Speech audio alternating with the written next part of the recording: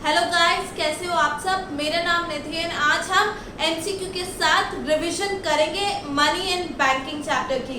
ये टर्म 1 में approximate 6 marks का आ रहा है। तो एक एक करके सारे चैप्टर्स जितने भी टर्म 1 में आ रहे हैं, अकाउंट्स, इकोनॉमिक्स, बिजनेस, सबका मैं एक सीरीज लेके आ रही हूँ अब कि हम एमसीक्यू के साथ हर चैप्टर की रिवीजन करें, किस टाइप के एमसीक्यू क्वेश्चन आ सकते हैं एंड रिवीजन साथ ही साथ हो जाए। तो चलिए शुरू करते हैं। तो सबसे पहले हमारे पास है मनी सप्लाई। मनी सप्लाई क्या होता है? एक पर्टिकुलर टाइम पे इंडिविजुअल एंड फर्म के पास कितना पैसा है ये कैलकुलेट करना। Money supply means total volume of money held by public, ठीक है, at a particular point of time. और पब्लिक में कौन आ गया? Individual and business firm. यहाँ पे ना ही गवर्नमेंट है ना ही बैंक है, तो इंडिविजुअल और फर्म के पास जो भी पैसा है उसे बोलते हैं मनी सप्लाई।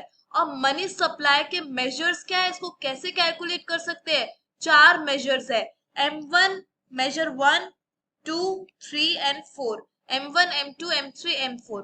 तो M1 कौन सा होता है? ये लिक्विड, हाईएस्ट लिक्विड होता है। लिक्विड मतलब इजीली कैश में कन्वर्ट होना, इजीली कैश में कन्वर्ट होना। और धीरे धीरे जैसे हम M4 पे जाते हैं तो लीस्ट लिक्विडिटी आती रहती है, ठीक है। तो M1 में आ गया currency and coin held by the public. जितना भी करेंसी एंड कॉइन्स पब्लिक के पास है, that is individual and firm के पास जो करेंसी एंड कॉइन्स है, प्लस डिमांड डिपॉजिट्स जो बैंक में पड़ा है, plus other deposits with RBI. तो M1 कैसे निकलेगा? जितना भी पैसा इंडिविजुअल के पास करेंसी एंड कॉइन के अंदर है, इंडिविजुअल एंड फर्म के पास, दैट इज पब्लिक के पास, उनका पैसा जो बैंक में पड़ा है। डिमांड डिपॉजिट मतलब हम कभी भी बैंक से निकाल सकते हैं। जब हमने जब भी डिमांड करी, बैंक हमें वापस दे देगा, वो डिमांड डिपॉजिट होते हैं। जैसे कि किसी का भी पर्सन एक्स का पैसे जो बैंक में जमा हो रखे हैं, वो कभी भी उसे निकाल सकता है, उसे क्या बोलते हैं? Demand deposits.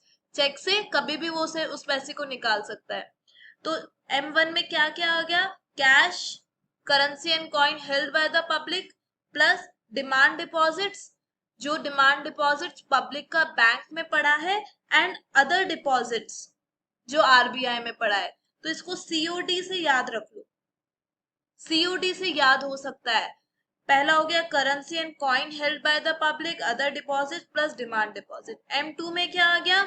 M1 में M1 उसके साथ साथ प्लस कर दो saving deposits with post office saving bank.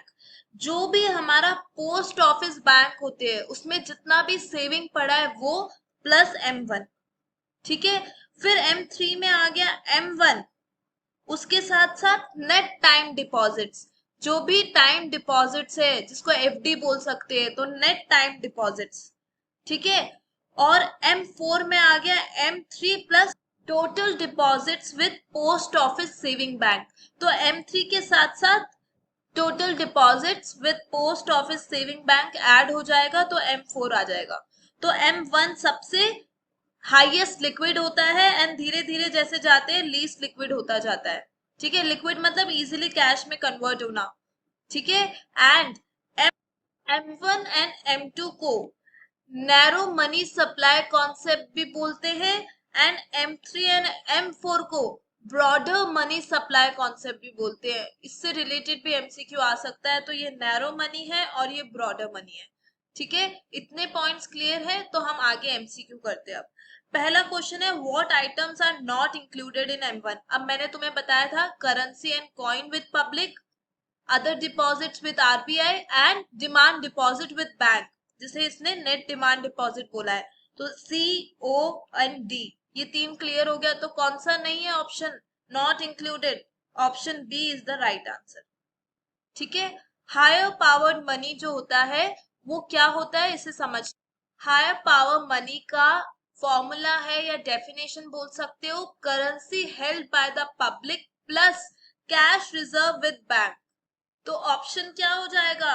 Higher power consist of currency held by the public plus cash reserve with bank.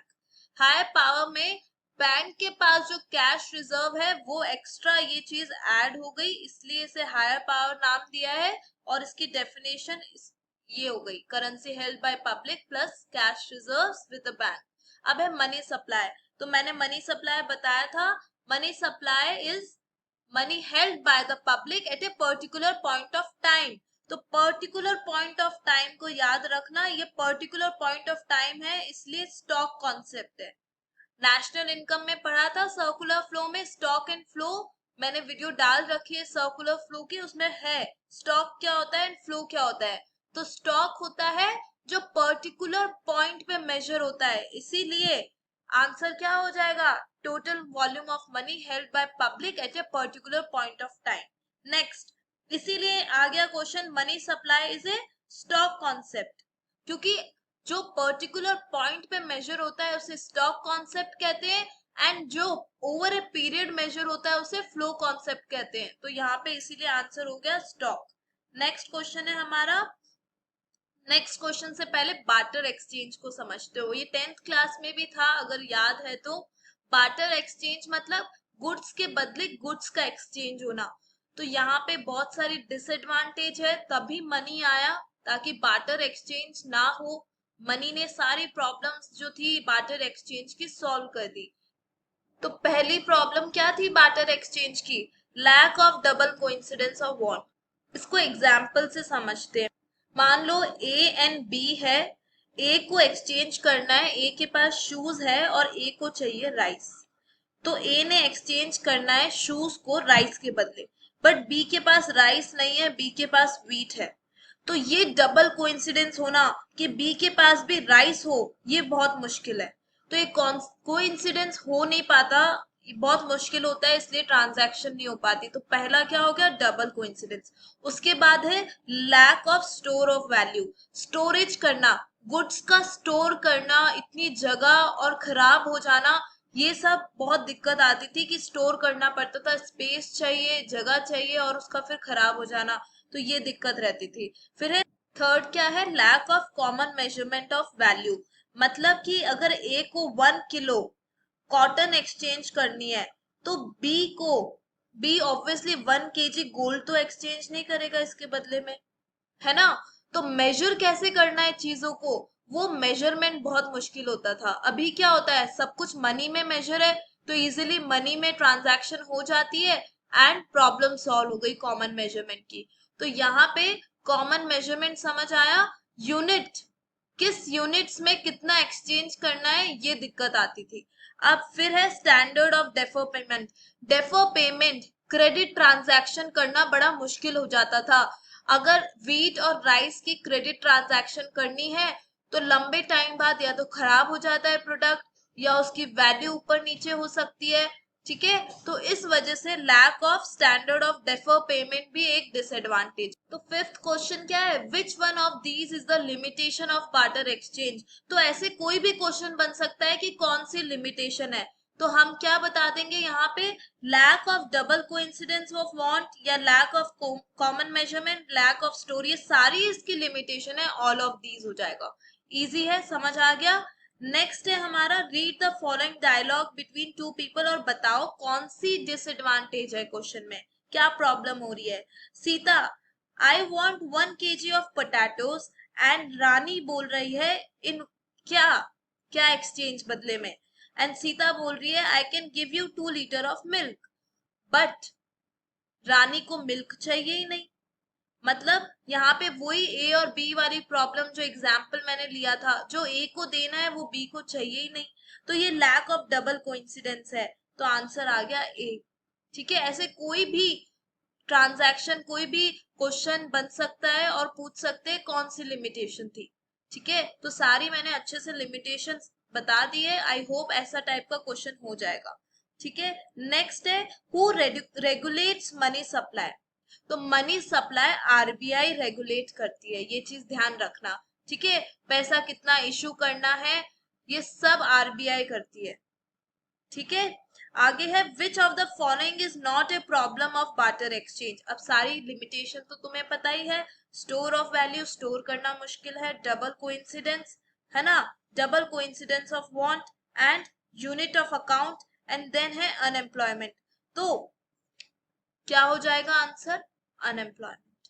ठीक है, यहाँ पे यूनिट ऑफ अकाउंट मेजरमेंट वाला ही पॉइंट है, कॉमन मेजरमेंट वाला जो पॉइंट है उसी को यूनिट ऑफ अकाउंट बोला है। ठीक है, मनी सप्लाई इंक्लूड्स क्या था? Only demand deposits. याद है COD, डी क्या था? Demand deposits. तो money supply includes demand deposits in bank. ये क्लियर हो गया। आगे है हमारा supply of money refer to the quantity of money, कौन से? At any point of time. तो आंसर हो जाएगा पॉइंट ऑफ टाइम। ठीक है, इजी है, पॉइंट ऑफ टाइम है, स्टॉक कॉन्सेप्ट है। नेक्स्ट है is the main source of money supply in the economy. तो मेन सोर्स क्या है? RBI पैसे देती है कमर्शियल बैंक को एंड वो पब्लिक को देते हैं in the form of loan. ठीक है, नए मतलब ये समझ आ रहा है कि पैसा मार्केट में पब्लिक में कौन लेके आता है? Obviously RBI and commercial banks. तो इसका आंसर क्या हो जाएगा? Both A and B, central bank भी हो जाएगा एंड कमर्शियल बैंक भी हो जाएगा। क्लियर हो गई बात? ठीक है, तो सेंट्रल बैंक इश्यू करती है करेंसी एंड कमर्शियल बैंक आगे उसे पब्लिक को देती है in the form of loan या अलग अलग तरीके से। ठीक है, तो यहाँ पे हमारा सारा मनी चैप्टर जो है वो क्लियर हो गया है। नेक्स्ट वीडियो में हम बैंकिंग चैप्टर को कंप्लीटली समझ के MCQ कर लेंगे। इस वीडियो में मैंने सारी जो इम्पोर्टेंट चीजें हैं सब समझा दी है विद MCQ के साथ। तो तुम्हें आइडिया लग गया होगा कि इजीली MCQ हो सकता है अगर लिमिटेशंस वगैरह याद है, M1 M2 M3 M4 के फॉर्मूले याद है तो ये सब इजीली हो पाएगा। ठीक है, तो अब नेक्स्ट बैंकिंग का वीडियो होगा। चैनल को सब्सक्राइब कर देना ताकि MCQ सीरीज के साथ रिवीजन आसानी से हो पाए। ठीक है, एंड मैंने कुछ इंडियन इको के फर्स्ट एंड सेकंड चैप्टर के वीडियो बना रखे हैं कंटेंट के साथ विद नोट्स, तो उसे भी रिवाइज कर लेना क्योंकि टर्म 1 में वो चैप्टर्स आ रहे हैं। फर्स्ट चैप्टर है जो eve of independence and second complete, उसके वीडियो देख लो ताकि जब मैं MCQ लेके आऊं तो तुम्हें इजीली क्लियर हो सारा। आई होप आपको सारा समझ आ गया होगा। अब हम नेक्स्ट वीडियो में मिलेंगे। जाने से पहले जरूर चैनल को सब्सक्राइब करना, लाइक करना एंड शेयर करना अपने दोस्तों में ताकि accounts, economics and business term 1 में कैसे पढ़ना है इजीली आप कर पाओ। कोई भी डाउट हो तो मुझसे कमेंट्स में पूछ सकते हो आपके क्या MCQ डाउट्स है या कोई टॉपिक जो आप चाहते हो मैं कवर करूँ वीडियोस में, मुझे बताना। तो चलिए अब नेक्स्ट वीडियो में मिलते हैं। Bye bye.